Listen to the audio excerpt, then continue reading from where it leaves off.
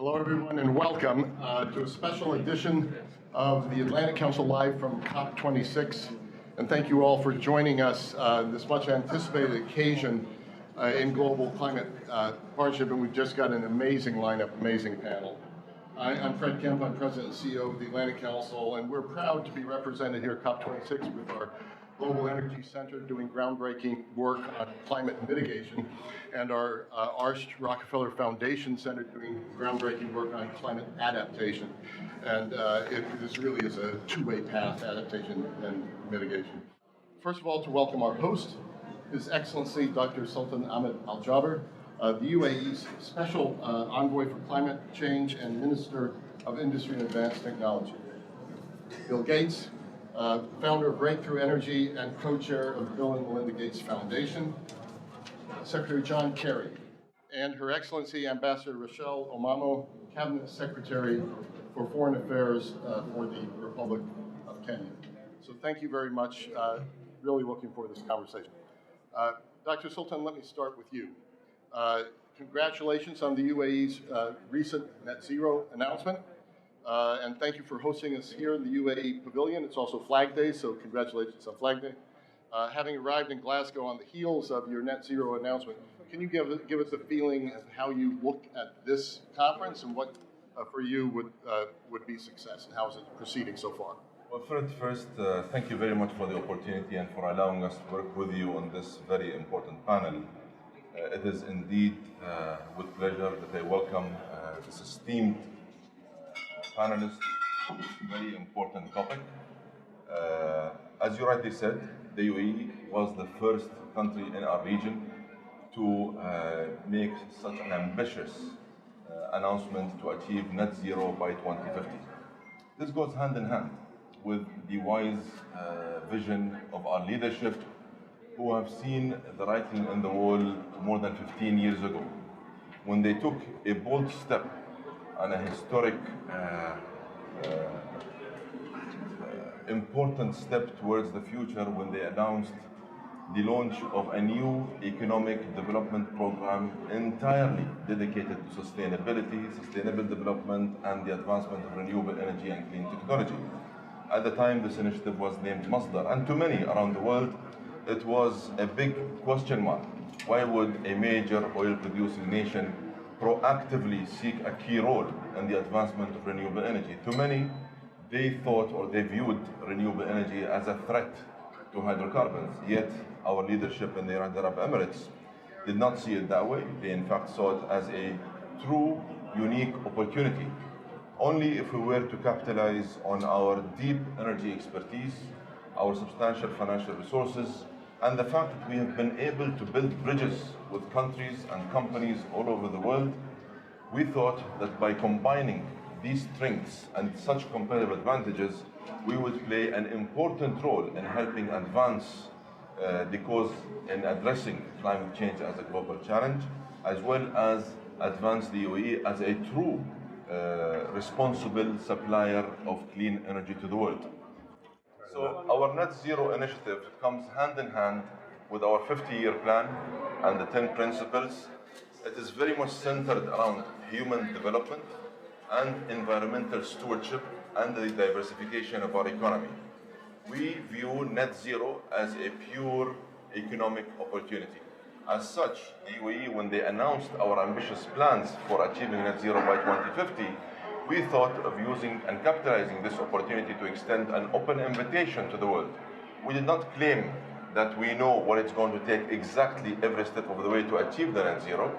We have a very clear roadmap. We know exactly the different work streams that we have to adopt and progress against to achieve such net zero objective. Yet we thought that this would be another unique opportunity to again exemplify a leadership role that the UAE has demonstrated over the past 5 decades, and to ensure that we engage the world in helping address a global challenge by providing another economic opportunity to achieve net zero. Thank you, Dr. Sultan. You have been a bridge builder, as you said, and you're breaking new ground. We're going to have our annual Atlantic Council Global Energy Forum in Abu Dhabi in early January around pathways to net zero, so exactly what you're talking about. Bill Gates, speaking of someone who's been breaking new ground and building bridges. You've been involved in the discourse surrounding the need for technology investments to meet the climate challenge. And just yesterday, the Agriculture Innovation Mission for Climate Initiative, or AIM for Climate, was formally launched. So perhaps you can tell us about AIM, but also in general, where you see the future for technology change in climate innovation. Obviously, we have to pursue mitigation and adaptation in parallel. The warming that we're going to see, even if we achieve our most ambitious goals, will cause great difficulty for countries near the equator, particularly for smallholder farmers. So the vast majority of climate suffering will be the fact that their current seeds won't be adequate. And that will not only lead to malnutrition, that'll lead to great instability. And so at this climate conference, the increased focus on adaptation and the focus on innovation really come together in this AIM 4C, where thanks to the leadership of the UAE and the United States kicking this off, I think we have about 30 countries now signed up for the initiative, where you make a commitment to raise your R&D for better agriculture, both seeds and livestock, digital mapping to help the farmers, digital advice. There's a lot we can do.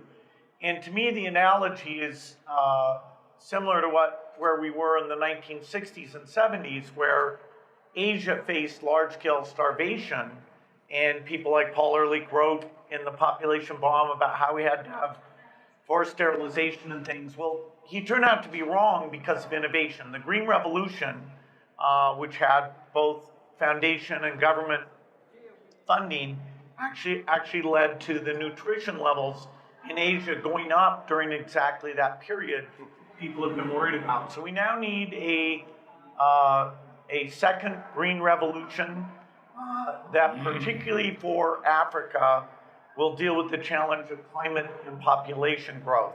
And so directing the seed and livestock work of the countries to really have impact for those farmers, that's our goal. We made a commitment to spend $315 million additional over the next 3 years through the CG system that brings together everyone to make the seeds for the developing countries. So, we're thrilled about this initiative. And how does this initiative fit into your overall vision of what would make a successful COP? Well, this COP, we can't say that everything announced at this COP solves the problem, but what we can say is that the increase since the Paris 2015 meeting, the increase in private sector engagement, investment in innovation, and understanding the importance of adaptation, if we continue that rate of increase over the next decade, then we will have, both on the mitigation side and adaptation side, something that fits the size of the problem. It's a gigantic problem.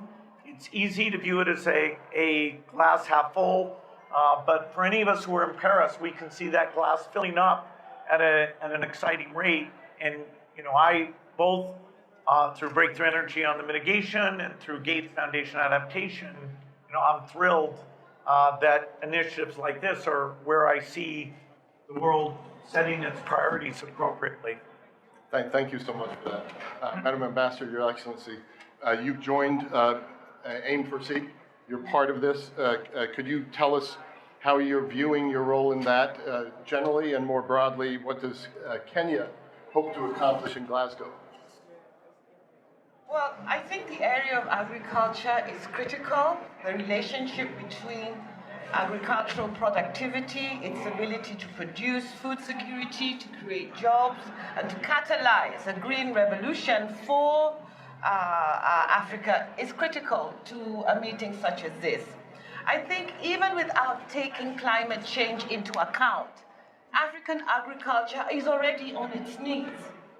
It is smallholder driven, mainly by poor women. It is rain-fed. It lacks proper seeds, proper fertilizer, proper post-harvest care, and limited access to markets. So if we are going to talk about agricultural innovation, if we're going to talk about the application of technology to the agricultural sector in Africa, these are the areas that we need to pay attention. And therefore, I'm delighted that this is a focus of attention, that we are trying to look at ways in which we can use technology to improve seeds, use technology to improve soils, use technology to improve water management, and generally work towards ensuring that the catalytic capability of agriculture in Africa is unlocked. We have to remember that agriculture is losing workers. We have massive rural-urban migration in Africa. So we have fewer farmers. The average age of farmers in Africa is 65.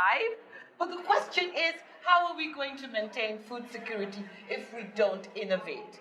I think the time for innovation in our continent is now. We have lots of young people who can transform agriculture. What we need to do is to make agriculture exciting, agriculture smart, and agriculture productive. So this is the message that we are bringing to COP26, because as we speak as Africans, we must tell our truths. And we must ensure that our truths are heard so that when investments are made, they are context-specific and they produce the right result. Thank you, Madam Ambassador, Your Excellency. Secretary Kerry, you have been a leader in this set of issues for a long time.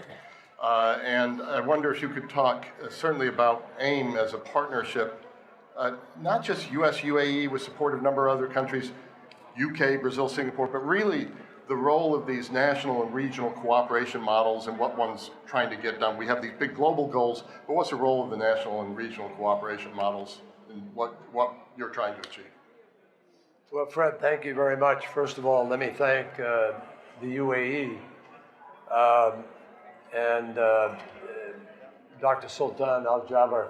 He has been just a spectacular envoy partner with us over these last months. UAE hosted the very first ever Middle East climate dialogue, which involved, 4 or 5 oil and gas producers, all of whom came aboard for net zero, all of whom have been really committed to the COP and to the process of responsible activities in all sectors.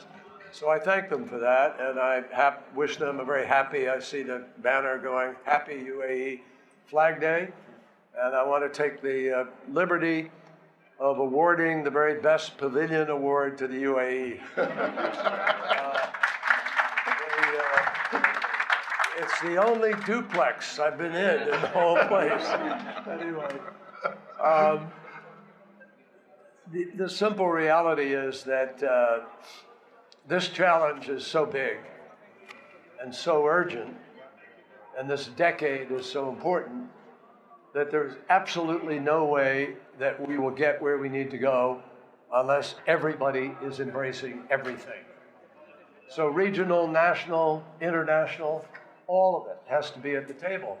And for example, we're talking about innovation in agriculture here today.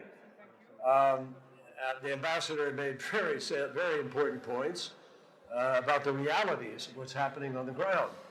We can't get to net zero if agriculture and deforestation together are not part of the puzzle here. And on the agriculture side, we're losing soil on a global basis. We need to do regenerative agriculture. We need to build resilient agriculture, which means understanding seeds and growth patterns, and how we're going to respond to water. We just heard from the ambassador. Kenya is rain dependent, but so many other agricultural powerhouses provide water. They've got their own irrigation systems. They're capable of doing things. Can we afford to do those things in various places? It will be innovation and advances that help us to do those kinds of things. So President Biden, together with a group of nations, starting in way back in the first climate summit, talked about creating the agriculture innovation mission for climate. This is where we're here. And that mission, we are putting $1 billion on the table to help provide the capacity for the smart investment, the smart development. But 30 countries have now stepped up to help provide additional $3 billion, so $4 billion that are now churning away, ready to help advance the innovation effort. And you have some 40 non-government entities that have come together, including the Gates Foundation. You just heard from Bill what they're going to be doing, and they're going to have a series of innovation sprints so that we're racing to find the solutions as fast as we can. Now, I can't sit here. I'm a true layperson when it comes to, agricultural innovation initiatives, although I know that we are making advances on methane in the food that we provide, the diet of cattle, pigs, etc. And asparagosis may be one of the ways. It's a seaweed. We mix it in the diet, and it reduces the level of methane. So innovation is going to help us absolutely harness the best energy of agriculture and probably solve the problem of workforce and capacity and other challenges that nations face. And we just have to understand that. We're in a race against time here. I mean, many people say time has run out.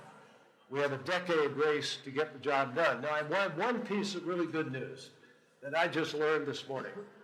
We've been pushing to raise ambition from countries all around the world as we come into COP.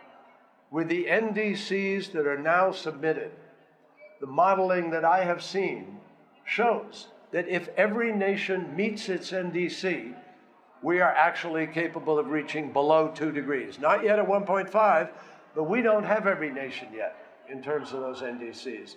So that should be encouraging to everybody. It should be the beacon that says, if we do the innovation, if we really remain committed to stay on our tracks for reducing our emissions, for mitigation, we can win this battle. And I find that extraordinarily encouraging 2 days into COP26. Secretary Kerry, thank you so much for that answer.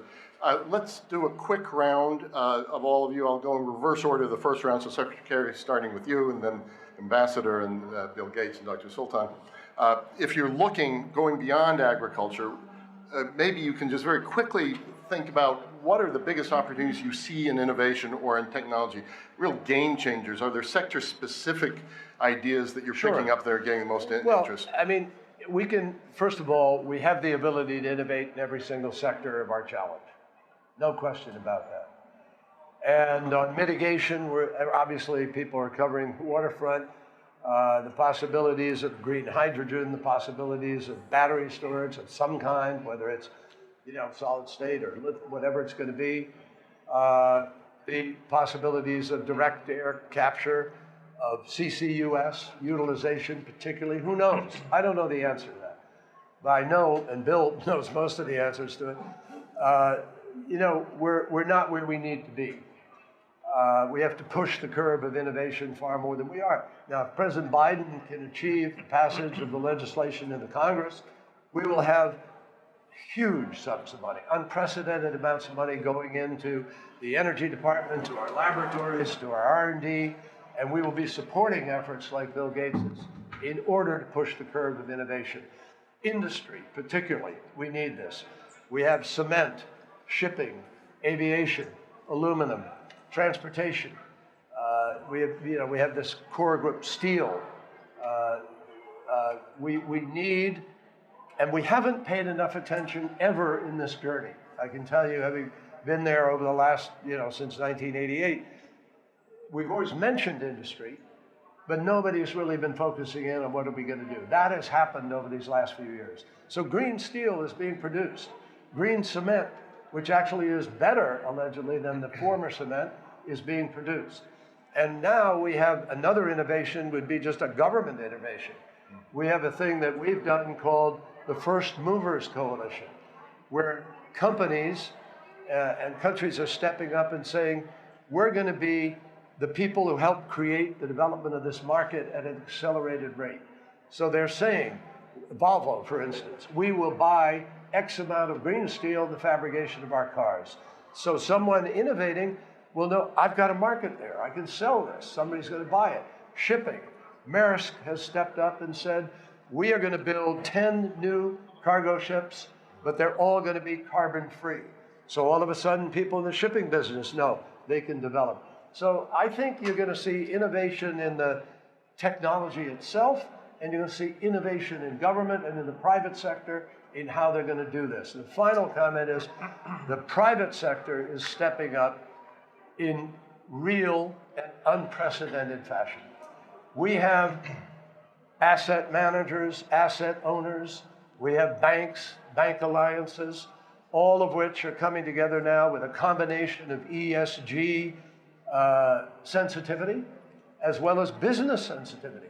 They see that expenses are going to go up for doing business. Trillions will be spent doing things that might have been avoidable if we innovate correctly and move rapidly. So I think every sector is going to see advances in finance, innovation, and I'm personally very confident, knowing our history when we really put our mind to it, when the private sector entrepreneurial spirit gets into gear and the wherewithal is there to push that curve, we have a habit of winning, of coming up with something, and I believe we will here. Mr. Secretary, thank you for that.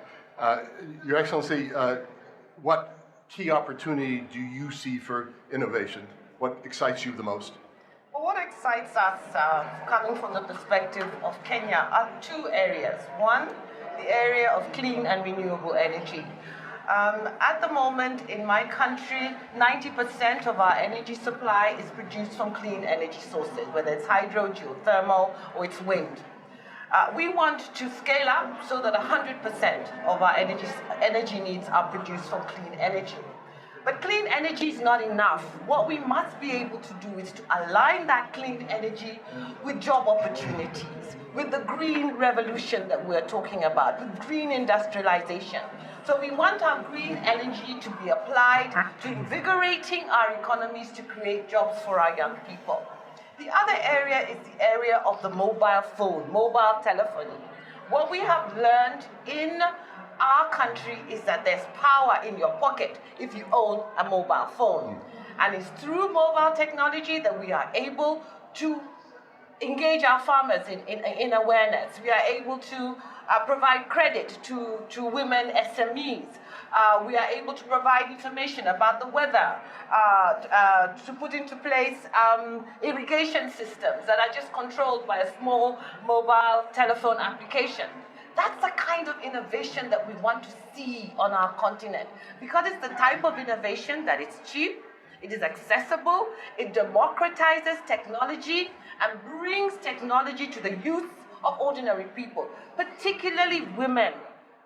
COP26 must remember the African woman, because the African woman is the way forward on our continent. She's the farmer, she's the person that deals with our SMEs, she drives our economies.